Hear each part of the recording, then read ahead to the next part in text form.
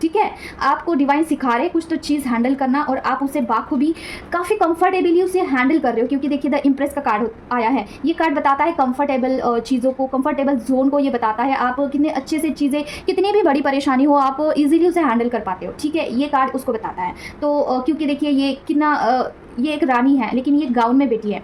ठीक है, एक चेयर के ऊपर ये गाउन पहन के बैठी है, काफ़ी कंफर्टेबल, और उसका ऐसा है कि उसके पास सब कुछ है और उनको किसी की, और देखिए इस यहाँ पे गद्दे भी लगे हुए हैं, मतलब क्या काफ़ी कंफर्टेबल। आप चीज़ें बहुत इजीली हैंडल कर रहे हो आपकी लाइफ में। ठीक है, जो भी चीज़ें आपके पास आ रही है। तो देखिए अगर फेमिनाइन इस जोन में चली जाती है ना, तो डिवाइन को ज़्यादा ट्रिगर देने की ज़रूरत पड़ती नहीं है। ठीक है, तो काफ़ी अच्छे से आप ग्रो कर रहे हो, कीप इट अप। और देखते हैं क्या है, फेमिनाइन की एनर्जी तो बहुत अच्छी आई है, एक्शन मोड पे और बैलेंस मोड पे आप आ चुके हैं। और क्या है माँ बताइए प्लीज़। ओम क्रिंकल करें, ओम क्रिंकल करें, ओम क्रिंकल करें, ओम क्रिंकल करें, किसके बारे में बताना चाहते हो माँ।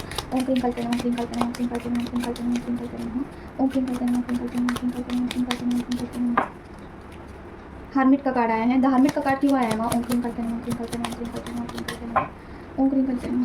ओ my god, oh my god. ओम क्रिंकल करें, ओम क्रिंकल करें, ओम क्रिंकल करें, ओम क्रिंकल करें, ओम क्रिंकल करें, ओम क्रिंकल करें, ओम क्रिंकल करें। और क्या है ना, क्लैरिफिकेशन दीजिए। ओम क्रिंकल करें। OMG, देखिए पर्सन को अभी मेजर रियलाइजेशन होते हुए दिख रहे हैं। पर्सन काफ़ी हर्ट फील कर रहे हैं। पर्सन को लग रहा है कि उन्होंने आपके साथ कुछ चीटिंग किया है।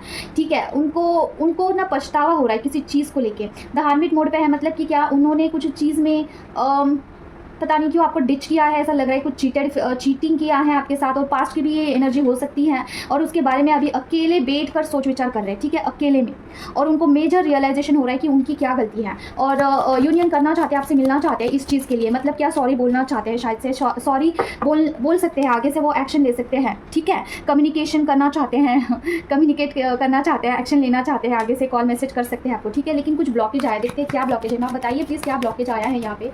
ओम क्रीम करते हैं, ओम क्रीम करते हैं, ओम क्रीम करते हैं, ओम क्रीम करते हैं, ओम क्रीम करते हैं। ओ माय गॉड, कुछ डेविल एनर्जी है डियर, कुछ निगेटिव एनर्जीज है, वहाँ पे हीलिंग की जरूरत है। देखिए हीलिंग का कार्ड आया, आफ्टर डेविल का कार्ड। और देखिए कार्ड्स कैसे आए हैं, पहले तो ब्लॉकेज का कार्ड आया है यहाँ पे।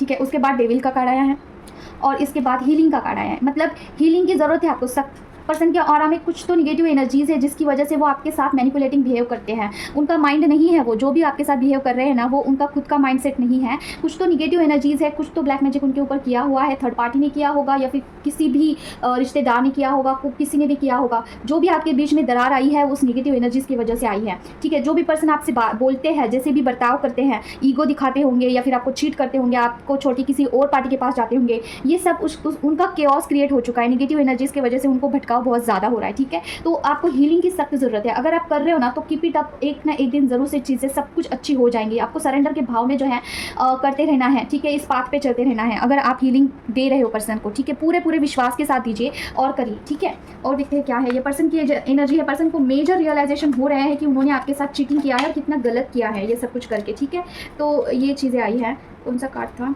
ये वाला, और क्या है माँ, और क्या बताना चाहते हो आप। ओम क्रीम करते हैं, ओम क्रीम करते हैं, ओम क्रीम करते हैं, ओम क्रीम करते हैं, ओम क्रीम करते हैं, ओम क्रीम करते हैं, ओम क्रीम करते हैं, ओम क्रीम करते हैं, ओम क्रीम करते हैं, ओम क्रीम करते हैं, ओम क्रीम करते हैं।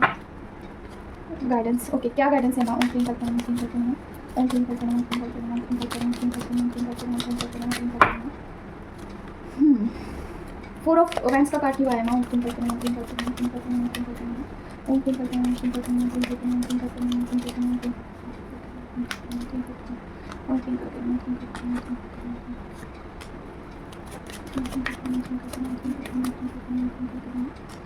ओह माय गॉड। देखिए पर्सन कुछ मनी ब्लॉकेजेस को फील कर रहे हैं। There is some kind of money blockages, और दो प्रकार की एनर्जी आई है मेरे यहाँ पे, कि एक तो पर्सन को फाइनेंशियली कुछ ब्लॉकेजेस फील हो रहे हैं, that's why he is coming, he want to meet you. देखिए आपके साथ यूनियन करना चाहते हैं। ओके, यूनियन का कार्ड आया है, और इसका रीज़न ये भी है कि आपने कुछ सीक्रेसी मेंटेन किया है, और उनको जो है पैसों से ज़्यादा भी आपकी वैल्यू लगने लगी है। लेकिन दूसरी एनर्जी भी यहाँ पे आई है कि पर्सन, देखिए इस कार्ड के बाद ये कार्ड आया है, मतलब क्या, उनको पैसों की कमी हो रही है, इसके लिए वो आपके पास बढ़ना चाहते हैं। ठीक है, तो दो प्रकार की एनर्जीज आई है यहाँ पे। एक आया है कि मनी ब्लॉकेज हो रहा है पर्सन को, तो वो आपके पास आना चाहते हैं जस्ट बिकॉज ऑफ आपके पास कुछ डिमांड कर सकते हैं। और दूसरी चीज़ ये आई है कि उनको मनी ब्लॉकेज होने के कारण उनको आपकी याद आ रही है, जैसे कि आपका अहमियत उनको समझ में आ चुका है, जैसे डिवाइन ने उनको कुछ समझाया है, और वो अभी आपको पैसों से ज़्यादा वैल्यू करते हैं, क्योंकि आपने सीक्रेसी भी मेंटेन किया है, खुद को एक बाउंड्री में सेट कर दिया है। ठीक है, आप उनको ज़्यादा चेज़ नहीं करते हैं, और इस चीज़ से उनको काफ़ी फ़र्क पड़ चुका है, और वो आना चाहते हैं आपकी तरफ। ठीक है, लेकिन फुल की एनर्जी आई है, मतलब क्या, उनको समझ में नहीं आ रहा है कि चीज़ें कैसे हैंडल करनी है, कैसे वर्कआउट होगी। He don't have a coverage to meet you, उनके पास इतनी गट फीलिंग्स नहीं है। हो सकता है उन्होंने पास में कुछ चिट किया हो, कुछ तो हुआ हो कि चीज़ें उनको काफ़ी हर्ट लग रही है, उनको चीज़ें अंदर से काफ़ी हर्टफुल लग रही है। ठीक है, इस कार्ड को हम क्लैरिफाई करते हैं कि क्या चीज़ हुआ है कि उनको हर्टफुल लग रहा है। माँ बताइए यहाँ पे 3 ऑफ सॉर्ड का कार्ड क्यों आया है? ओम ट्विंकल करना, ओम ट्विंकल करना, ओम ट्विंकल करना, ओम ट्विंकल करना, ओम ट्विंकल करना, ओम ट्विंकल करना। ओह माय गॉड, ओके। हो सकता है कि उन्होंने पास में आपको इंटीमेसी के लिए कभी कुछ वो ऑफर किया होगा और आपने नहीं बोला, हर बारी आपने नहीं बोला, और उन्होंने सिर्फ और सिर्फ इंटीमेसी के लिए आपके साथ कनेक्शन रखा, और ये चीज़ उनको काफ़ी हर्ट हो रही है कि जो भी है सिनेरियो उनको गलत लग रही है चीज़। ठीक है, तो मेजर रियलाइजेशन होते हुए पर्सन को दिख रहा है, पर्सन आपको पूरी दुनिया मानते हैं, you are everything for him. ठीक है, आपको लेके पर्सन को अभी क्या हो रहा है राइट नाउ कि आप है तो सब कुछ है, अदरवाइज सारी चीज़ें बेकार सी है। ठीक है, और ये डिवाइन की तरफ से ही हो रही है सारी चीज़ें। ओके, डिवाइन ही उनको समझा रहा है आपका वैल्यू क्या है, आपकी वैल्यू क्या है। ठीक है, डिवाइन ही समझा रहे हैं। मुझे फंबल हो रहा है, पता नहीं क्यों। और देखिए दूसरी चीज़ ना, आपको बोला जा रहा है कि आपके लिए गाइडेंस ये है कि सीक्रेसी मेंटेन ही रखिएगा। अगर आपको पैसा नहीं देना है उनको, अगर वो पैसे को डिमांड करते हैं और आपको नहीं देना है तो मत दीजिए। ठीक है, क्योंकि देखिए ये चीज़ क्या होती है ना, अगर आप पैसा उनको फाइनेंशियली सपोर्ट करते रहते हो ना, और इंटीमेसी के लिए भी अगर आप उनको सपोर्ट करते हो, आप एनी टाइम के लिए उनके लिए अवेलेबल होते हो, तो पर्सन के लिए आप वैल्यूलेस बन जाते हो, जैसे कि you are available for every time, and उसी की वजह से पर्सन आपसे दूर जाते हैं। Yes, this is the truth. Not for person, सारे लोगों के लिए यही होता है। जब हम हर एक लोगों के लिए अवेलेबल रहते हैं तो वहाँ पे कुछ लिमिटेशन तो चाहिए होती है, क्योंकि डिमांड करने से पहले ही हम उनको सारा सब कुछ प्रोवाइड करते हैं। ठीक है, और जब डिमांड होती है तभी हमें चीज़ों को देना चाहिए, अदरवाइज वैल्यू कम हो जाएगा। ठीक है, तो ये चीज़ है, तो ये गाइडेंस आया क्योंकि यहाँ पे गाइडेंस का कार्ड है और सीक्रेसी का भी कार्ड आया था। ठीक है, और क्या है माँ बताइए प्लीज़। ओम ट्विंकल करना, ट्विंकल करना, ट्विंकल करना, ट्विंकल करना, गाइडेंस क्या है ना फैमिली के लिए? ओम ट्विंकल करना, ट्विंकल करना, ट्विंकल करना, ट्विंकल करना, ट्विंकल करना, ट्विंकल करना, ट्विंकल करना, ट्विंकल करना, ट्विंकल करना, ट्विंकल करना, ओम ट्विंकल करना, ट्विंकल करना, ट्विंकल करना, ओह माय गॉड, ओके। देखिए फेमिनाइन, अगर आपको कुछ भी ऐसा अभी सिनेरियो हुआ है जहाँ पे आपको बहुत हार्ट ब्रेकिंग फील हुआ, बहुत सोल शॉक जैसा कुछ चीज़ें हुई है आपके साथ, तो आपको बोला जा रहा है कि अभी आपको स्टैंड आउट करना है खुद का। ठीक है, किसी और चीज़ पे आपको बिल्कुल ध्यान नहीं देना है, आपका पूरा कंसंट्रेशन अभी आपके खुद के ऊपर होना चाहिए है, क्योंकि देखिए यही ब्लॉकेज है आपके जर्नी में, जो कि आपके ऊपर कोई चीज़ आती है ना तो आप उसे, मतलब कि आप रोते हो, उसी चीज़ में पड़े रहते हो, और वही चीज़ आपके माइंड में बार बार घूमती रहती है, और ये पैटर्न बनाया है। ठीक है, यही चीज़ मुझे आपको बतानी है। जैसे कि देखिए एक चीज़ मेरे सामने आई है, एक नहीं 2 फेमिनाइन की चीज़ें सेम सामने आई है। मुझे मतलब कार रीडिंग के लिए एक फेमिनाइन आई थी, और इसी के ऊपर मुझे बोलना है। जैसे कि मुझे कंटिन्यूसली इस चीज़ के ऊपर डाउनलोड हो रहे हैं, और कंटिन्यूसली 1-2 घंटे से यही चीज़ मेरे दिमाग में घूम रही है। जैसे कि देखिए एक फेमिनाइन है माँ, उनके लिए मैं आपको प्रे करती हूँ कि उनको प्रोटेक्शन दीजिए। ओम दुर्गे दुर्गे रक्षण ठट्टा सोम दुर्गे दुर्गे रक्षण ठट्टा सोम दुर्गे दुर्गे रक्षण ठट्टा सोहा ओम दुर्गे दुर्गे रक्षण ठट्टा सोम दुर्गे दुर्गे रक्षण ठट्टा सोम दुर्गे दुर्गे रक्षण ठट्टा सोम दुर्गे दुर्गे रक्षण ठट्टा सोम दुर्गे दुर्गे रक्षण ठट्टा सोम दुर्गे दुर्गे रक्षण ठट्टा सोम दुर्गे दुर्गे रक्षण ठट्टा सोम दुर्गे दुर्गे रक्षण ठट्टा सोहा। तो देखिए वो जो थर्ड पार्टी है ना, सॉरी वो जो फेमिनाइन है ना, वो थर्ड पार्टी इशू की वजह से ना बहुत ज़्यादा रो रही थी। ऑफकोर्स मैं समझ सकती हूँ कि जब थर्ड पार्टी आप दोनों के बीच में आती है तो बहुत तकलीफ होती है, बहुत, मतलब कि आप जाहिर सी बात है कि आप आपके पर्सन को किसी और के साथ नहीं देख सकती हूँ। ठीक है, लेकिन चीज़ क्या है ना यहाँ पे कि जैसे कि सारे ब्लॉकेजेस आपकी जर्नी में होते हैं ना, उसी तरीके से थर्ड पार्टी भी आपके जर्नी में एक ब्लॉकेज है। ठीक है, अगर थर्ड पार्टी का नाम लेने से या फिर थर्ड पार्टी को देखने से, उन आपके पर्सन को किसी और थर्ड पार्टी के साथ देखने से आपको जेलेसी होती है, ईर्ष्या होती है, हर्ट होता है, कुछ भी सिनेरियो आपको बुरा लगता है, रोना आता है, तो ये आपका ब्लॉकेज है फेमिनाइन। आपको इससे ऊपर उठना होगा, क्योंकि थर्ड पार्टी को आप उतना वैल्यू दे रहे हो, इसीलिए पर्सन वहाँ पे जा रहे थर्ड पार्टी के पास। ये चीज़ें आपसे ही उत्पन्न हो रही है।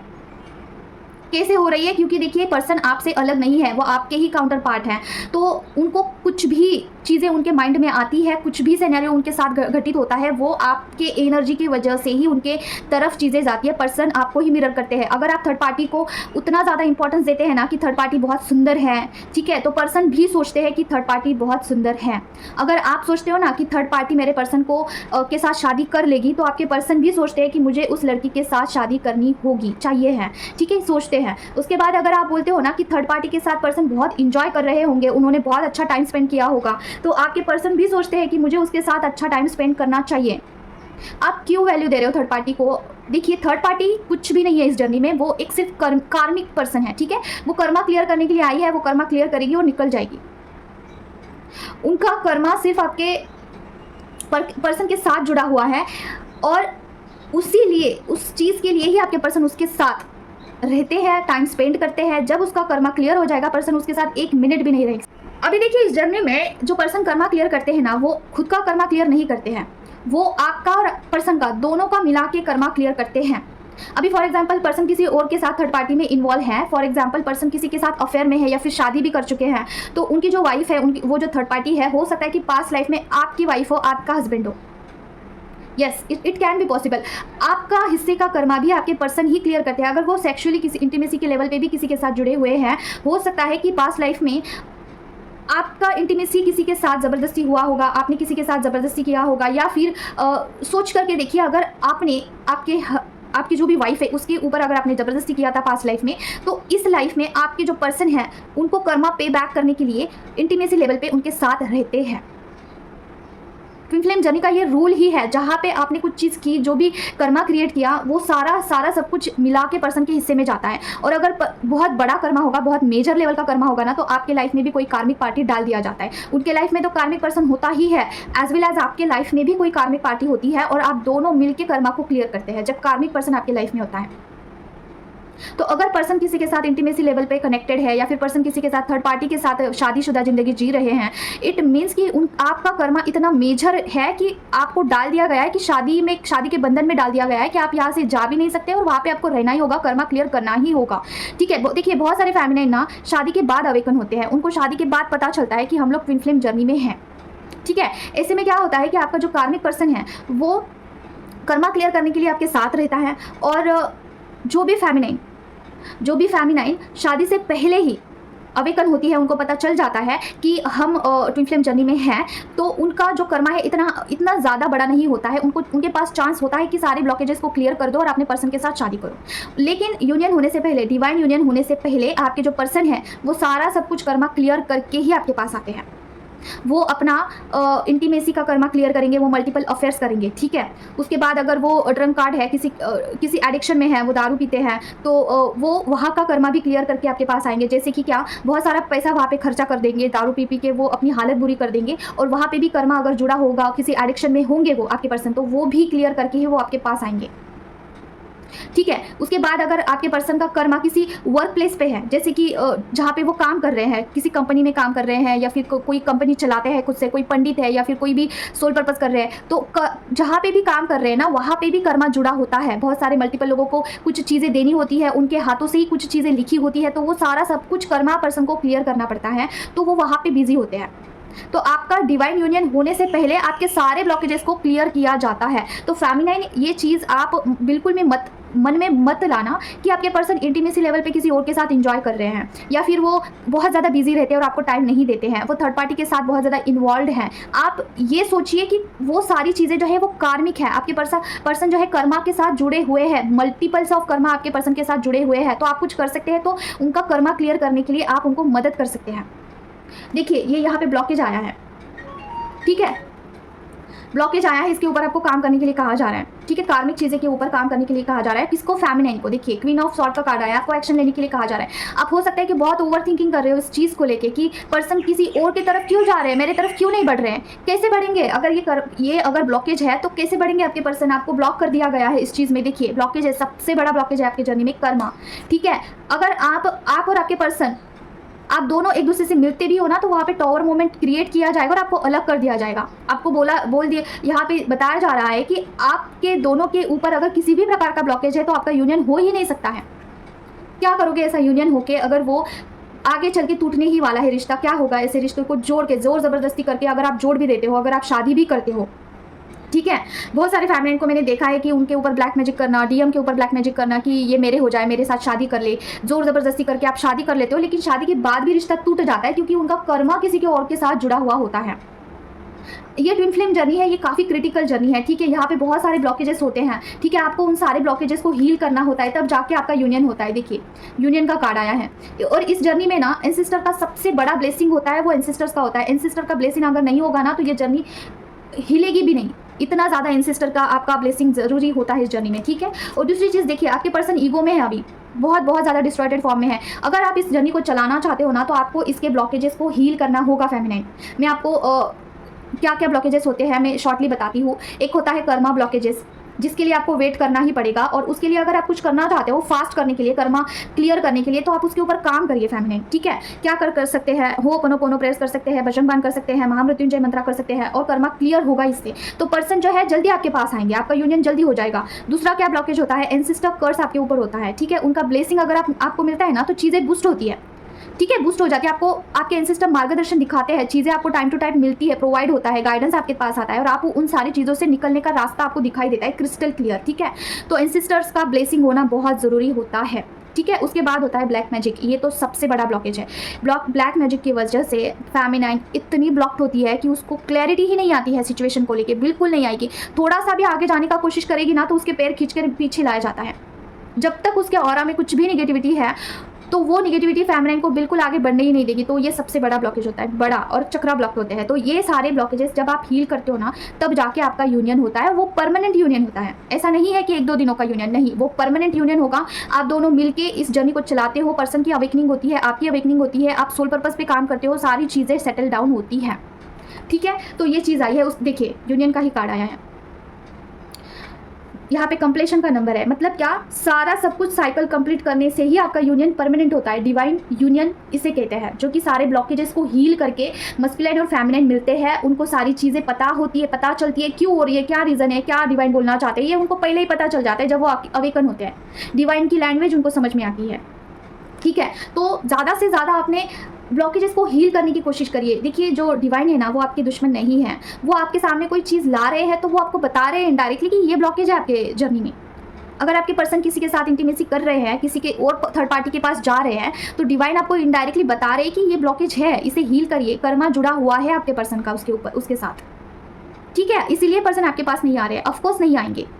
तो अभी आप बोलोगे कि अभी तो हम लोगों का ऐसा है कि पर्सन जाएंगे तो हमें रोना तो आता ही है, और फिर पर्सन हमें पूछते नहीं है, आगे से बात नहीं करते हैं, तो हमें बहुत हर्ट होती है ये चीज़ें, हमारा जो है हार्ट चक्रा हेवी हो जाता है और हमें बिल्कुल अच्छा नहीं लगता है। ऑफकोर्स नहीं लगता है, मैं समझ सकती हूँ उस बात को, लेकिन चीज़ क्या है, डिवाइन टेस्ट भी यहाँ पे होते हैं। और क्या ये बातें उड़ती उड़ती है, बिल्कुल भी नहीं। यहाँ पे डिवाइन टेस्ट होता है, पर्सन को उस जोन में डाल दिया जाता है जहाँ पे वो आपको इग्नोर करते हैं। ठीक है, डिवाइन को देखना होता है कि आप कितना बैलेंस है। जब भी आपके साथ ऐसा होता है ना कि पर्सन आपके पास आ रहे हैं और आपको भाव नहीं दे रहे हैं, तो उस वक्त आप ये ज़रूर से मन में ये ख्याल ला देना, आपको जो है मन में ये डिसाइड ही करना है कि ये डिवाइन की तरफ से हो रहा है, ये पर्सन नहीं कर रहे, ये डिवाइन कर रहे हैं। और उस वक्त क्या करना है आपको, आपकी क्या ड्यूटी है, सिर्फ मुझे बैलेंस रहना है, दैट्स इट। अगर मुझे रोना आ रहा है, पर्सन मुझे नहीं पूछ रहे, इग्नोर कर रहे हैं, मुझे रोना आ रहा है, तो मुझे बैलेंस रहना है वहाँ पे। अगर आपको बैलेंस, आप बोल रहे हो कि हाँ मुझे बैलेंस रहना है, मैं बैलेंस हूँ, फिर भी रोना आ रहा है, फॉर एग्जांपल बहुत रोना आ रहा है, तो अपने इष्ट भगवान का आह्वान करिए, उनका मंत्रा चांटिंग करिए, और ये वहाँ पे इंटेंशन डालिए कि मुझे बैलेंस करिए, मुझे इस जोन से बाहर निकालिए, मुझे बहुत रोना आ रहा है, पर्सन मुझे इग्नोर कर रहे हैं। आप उनको अपने लैंग्वेज में बोल सकते हैं, जैसे कि आप बोल सकते हैं, अगर शिव जी आपके इष्ट भगवान हैं तो आप उनसे बोलिए, अगर माँ पार्वती आपको इग्नोर करती है तो आपको कैसे लगेगा बाबा, प्लीज़ आप मुझे बताइए। ऐसे बोल सकते हो, आप उनसे कम्युनिकेट कर सकते हैं, उनको बोलिए कि मुझे बैलेंस करिए, मुझे बहुत रोना आ रहा है। आप वहाँ पे उनको झगड़ा करिए, उनके साथ लड़ाई करिए, उनको पुकारिए, पूरा भगवान के लिए रोइए आप। अगर फिर भी मंत्रा चांटिंग करके भी आप बैलेंस नहीं हो रहे ना, तो बाबा को पुकारिए, बोलिए कि आप मेरे बाबा, ऐसे कैसे बाबा हो सकते हो कि आप मुझे बैलेंस नहीं कर रहे हो, अगर आपने ट्रिगर किया है तो आप ही मुझे इसमें से संवारिए। आप झगड़ा करिए उनसे, आपका पूरा हक बनता है कि आप अपने इष्ट भगवान से लड़ाई करो, आपका पूरा हक बनता है कि आप अपने इष्ट भगवान को पूछो क्यों हो रहा है मेरे साथ ये, मुझे रास्ता दिखाइए, मुझे इस सिचुएशन से बाहर निकालिए। ठीक है, और अगर वहाँ पे डिवाइन आपको कोई हेल्प नहीं कर रहा है तो वहाँ पे टूट जाइए वहाँ पे। मैं नहीं बोल रही हूँ कि वहाँ पे बैलेंस करिए, नहीं, वहाँ पे बैलेंस मत करिए। क्या नीड क्यों है बैलेंस करने की? अगर डिवाइन और आप दोनों के बीच में कम्युनिकेशन है, तो अगर डिवाइन से आपको हेल्प नहीं मिल रही तो वहाँ पे टूट जाइए, क्योंकि अगर आप टूटोगे ना तभी न्यू शुरुआत होगी। समझ रहे हो? जब आप, भगवान चाहते हैं कि आप टूट जाओ, ठीक है, आप भगवान चाहते हैं कि वहाँ पे आप रो दो, ठीक है, जब आप टूट जाते हो, बिखर जाते हो, फिर वहाँ से न्यू शुरुआत होती है। जब आप जीरो पे आते हो ना, फिर वहाँ से न्यू स्टार्ट होगा, और वो जो स्टार्ट होगा ना वो कुछ अलग होगा। ठीक है, उस नेक्स्ट फेज में आपको डाल दिया जाएगा, जैसे आपको डिटैचमेंट होगा सारी चीज़ों को लेके, जैसे आपके मन में किसी के लिए कुछ भी ऐसा इमोशंस नहीं रहेगा। ठीक है, भगवान हमें डिटैचमेंट ही सिखाते हैं, भगवान हमेशा हमें यही सिखाते हैं कि आप अपना कर्तव्य करिए, बाकी चीज़ें क्या किसको गलत लग रहा है, किसको सही लग रहा है, ये भगवान के ऊपर छोड़ दीजिए, आप अपनी ड्यूटी करिए, दैट्स इट। आपको यहाँ पे अपना कर्मा क्लियर करना है और अपने भगवान को मोक्ष पाना है, दूसरा कुछ नहीं करना है आपको। अगर आप अटैचमेंट में रहते हैं, अगर आप सारी चीज़ों को लेके साथ चलते हैं, तो आपका मोक्ष कैसे होगा? फिर आपको फिर से जन्म लेना होगा, फिर से आपको यहाँ पे आना होगा। समझ रहे हो? तो अगर आपके पर्सन आपको नहीं चुन रहे हैं तो उसके पीछे कुछ तो रीज़न है। उस रीज़न तक जाइए, उस ब्लॉकेज तक जाइए और उसके ऊपर काम करिए। देखिए फेमिनिन जिस चीज़ पे भी काम करती है ना, वो चीज़ होके ही रहती है। आपकी एनर्जी इतनी सस्ती नहीं है कि आप रो, ठीक है? आपको अगर क्राइम पर्जिंग हो रही है तो डिवाइन के लिए होना चाहिए है, और किसी के लिए नहीं है। डीएम भी नहीं है और कोई लोग भी नहीं है। कोई डिजर्व नहीं करता है आपकी एनर्जी। रोना मतलब क्या? लो वाइब्रेशन में जाना, ठीक है? और फेमिनाइन को हमेशा बोला जाता है कि हाई वाइब्रेशन में रहना है आपको, ठीक है? हाई वाइब्रेशन में रहोगे तभी सारी चीज़ें अट्रैक्ट होगी, तभी मस्कुलाइन भी आपके पास आते हैं। तो अटैचमेंट बिल्कुल मत रखना, ना डीएम से ना किसी और से, सिर्फ और सिर्फ डिवाइन से अटैचमेंट रखिए। डिवाइन आपका ट्रस्ट कभी नहीं तोड़ते हैं, कभी भी नहीं। अगर कुछ चीज़ें घटित हो रही है उसके पीछे कुछ तो रीज़न ज़रूर से है, उसके ऊपर विचार करना है आपको, ठीक है? और जो भी ब्लॉकेजेस आपके लाइफ में है उसे हील करने का ट्राई करिए। जब तक आप हील नहीं करोगे ना, तब तक आपका यूनियन किसी के साथ नहीं होगा। ना आपका खुद के साथ यूनियन होगा, ना फाइनेंस के साथ आपका यूनियन होगा, ना कर्मा के साथ यूनियन होगा, कुछ भी नहीं हो सकता है, ठीक है? तो ब्लॉकेजेस को हील करिए, तभी आप अपने हायर सेल्फ में टैबिंग कर सकते हो फेमिनाइन। और जो भी गाइडेंस आपको आ रहा है उसे ज़रूर से फॉलो करना है। जो भी चीज़ें हो रही है उसके ऊपर ध्यान देना है, विचार करना है और आगे बढ़ना है। ऐसे ही इस जर्नी पे काम नहीं करना है। थोड़ा सा आप अपना वहाँ पे थोड़ा सा विचार भी करिए कि डिवाइन ने आपके साथ ये चीज़ें क्यों घटित की। जो भी चीज़ हो रही है ना, इतनी इंच न इंच जो भी हो रहा है आपके साथ, डिवाइन की मर्जी से ही हो रहा है, ठीक है? पूरा ट्रस्ट करिए इस जर्नी के ऊपर और आगे बढ़िए, काम करिए इस जर्नी के ऊपर। यहाँ पे और कुछ चीज़ें आई है माँ की तरफ से, जैसे कि कुछ इंट्यूशंस आ रहे थे मुझे, तो मैंने क्लैरिफाई किया है यहाँ पे। तो मुझे देखिए, कोई फेमिनाइन क्या करती है, सारे ब्लॉकेजेस को साइड करके सिर्फ और सिर्फ कर्मा क्लियर करने के लिए ही काम करेगी। तो वो भी आपको बिल्कुल नहीं करना है। आपको फर्स्ट ऑफ ऑल क्या करना है, निगेटिव एनर्जीज़ को रिमूव करना है। जो भी आपके ऑरा में निगेटिव एनर्जीज़ है और पर्सन के ऑरा में निगेटिव एनर्जीज़ है उसके ऊपर काम करना है। ऐसा क्यों करना है? क्योंकि अगर आप कर्मा भी क्लियर करने के लिए जाते हो, सबसे पहले अगर आप कर्मा क्लियर करते हो ना, तो वो जो निगेटिव एनर्जीज़ है जो कि अगर आपके ऑरा में और पर्सन के ऑरा में बसती है, वो निगेटिव एनर्जीज़ उस पैटर्न को रिपीट करती है। मतलब क्या? उस कार्मिक चीज़ों से बाहर आने नहीं देगी वो जो निगेटिव एनर्जीज है। फॉर एग्जांपल, अगर आपके पर्सन किसी और थर्ड पार्टी के साथ इन्वॉल्व हैं और वहाँ पे कर्मा क्लियर भी हो चुका है, लेकिन अगर पर्सन के ऑरा में कुछ भी निगेटिविटी होगी तो वो जो निगेटिविटी है उस पर्सन को इन्फ्लुएंस करेगी कि तुम इसी के साथ रहना है, ठीक है? इसके साथ ही शादी करनी है। पर्सन को इन्फ्लुएंस में भ्रमित कर दिया जाता है उस निगेटिविटी की वजह से। तो सबसे पहले अगर कुछ क्लियर करना है वो है निगेटिविटी, आपको क्लियर करनी है, ब्लैक मैजिक का इफेक्ट रिमूव करना है। अगर वो सारा प्रभाव हट जाता है पर्सन से, तो कर्मा कैसे क्लियर करना है, ये डिवाइन कैसे भी बूस्टअप करके करवा लेते हैं, ठीक है? कैसे भी बूस्टअप करके आपका यूनियन हो जाता है। लेकिन सबसे बड़ा ब्लॉकेज होता है निगेटिविटी का, सबसे बड़ा ब्लॉकेज है एंसेस्टर कर्स का, और चक्रा हीलिंग सबसे बड़ा ब्लॉकेज है। चक्रा अगर गड़बड़ होंगे ना तो पर्सन में कॉन्फिडेंस ही नहीं होता है। और सबसे लास्ट में आता है कर्मा। तो कर्मा, आपको उसके ऊपर काम करिए। ऐसा नहीं है कि काम बिल्कुल नहीं करना है, करिए, लेकिन उसी के पीछे मत पड़ना, उसी के पीछे मत भागना कि कर्मा क्लियर हो जाएगा और पर्सन आए। सारे चीज़ों को साथ लेके चलना है, सारे ब्लॉकेजेस को साथ लेके चलना है। कर्मा को एंड में रखिए, क्योंकि वो डिवाइन के ऊपर भी डिपेंड होता है कि कितने टाइम में वो कर्मा को क्लियर करना है, ठीक है? डिवाइन के ऊपर पूरा सरेंडर करके कर्मा के ऊपर थोड़ा काम करते रहिए। सबसे ज़्यादा आपको फोकस करना है वो है कि एंसेस्टर कर्स, ब्लैक मैजिक और चक्रा हीलिंग, ठीक है? चक्रा बैलेंस होता है तो पर्सन वैसे भी बैलेंस हो जाते हैं पूरी तरीके से, उनको समझ में आता है क्या गलत है क्या सही है चक्रा बैलेंसिंग से। और अगर निगेटिव एनर्जीज का प्रभाव कम हो जाता है तब भी पर्सन समझते हैं चीज़ों को कि मैं गलत कर रहा हूँ, ठीक है? लेकिन अगर निगेटिव एनर्जीज बहुत ज़्यादा है, बहुत हद से ज़्यादा है बॉडी में, तो पर्सन का कर्मा कितना भी अच्छा हो, पर्सन भ्रमित ही रहेंगे, पर्सन रॉन्ग वे में ही जाएंगे, ठीक है? तो सबसे पहले ब्लैक मैजिक को हटवाइए आपके ऊपर से, पर्सन के ऊपर से, ये ज़रूरी है, ठीक है? कर्मा आप के ऊपर भी करिए, लेकिन 100% नहीं देना है उसको। मैंडेटरी भगवान के ऊपर सरेंडर करके थोड़ा डे बाय डे काम करते रहिए उसके ऊपर। जैसे कि महामृत्युंजय बोल दिया 11 बार, ठीक है? 21 बार बोल दिया महामृत्युंजय मंत्र, दोनों को बांट दिया कर्मा क्लियर करने के लिए, दैट्स इट, इतना ही, ठीक है? और दूसरी चीज़ ये मुझे आया था इंट्यूशन कि जैसे कि अगर आपका बार पर्सन के साथ रनर चेजर का फॉर्म चलता रहता है, जैसे कि कभी आप उनको इंपॉर्टेंस देते हैं तो कभी पर्सन आपको इंपॉर्टेंस देते हैं, और कभी कभी जो है पुश एंड पुल चलता रहता है, ठीक है? आप उनको कभी इग्नोर करते हैं तो वो कभी करते हैं। तो अगर ये चीज़ आपकी लाइफ में हो रही है ना, तो ये पैटर्न हो चुका है, आपको इस पैटर्न को ब्रेक थ्रू करना होगा। जैसे कि अगर पर्सन ने कभी भी आपको इग्नोर किया, आपको इंपॉर्टेंस नहीं दे रहे हैं और वहाँ पर आपको फ़र्क पड़ रहा है, आपको डिसबैलेंस फील हो रहा है, रोना आ रहा है, तो वहाँ पर शांत ही रहिएगा। डिवाइन आपको उस फेज़ में से बाहर निकालेंगे। हमेशा डिवाइन को ये प्रे करते रहिए कि मुझे बैलेंस करिए, परमानेंट 5 डे यूनियन करवा दीजिए, ठीक है? और रोना नहीं है उस टाइम, बैलेंस रहना है। उस टाइम को थोड़ा सा पास आउट करना है, ठीक है? थोड़ा टाइम हो जाता है ना तो सब अपने आप बैलेंस्ड हो जाता है, ठीक है? तो इतना ही है, आपको उस फेज को सिर्फ मेंटेन करना आना चाहिए है, बैलेंस करना आना चाहिए, बस डिवाइन को यही चाहिए है, ठीक है? तो आज के लिए बस इतना ही है, मिलते हैं नेक्स्ट वीडियो में। Till then take care of yourself. अगर मुझसे कनेक्ट करना है किसी ब्लॉकेजेस को हील करने के लिए तो आप मुझसे कनेक्ट कर सकते हैं, हीलिंग के लिए, कार्ड रीडिंग के लिए और कार्ड रीडिंग सीखने के लिए, ठीक है? मिलते हैं नेक्स्ट वीडियो में। Till then take care of yourself. ओम क्लीम कल के नमः, जय मां काली।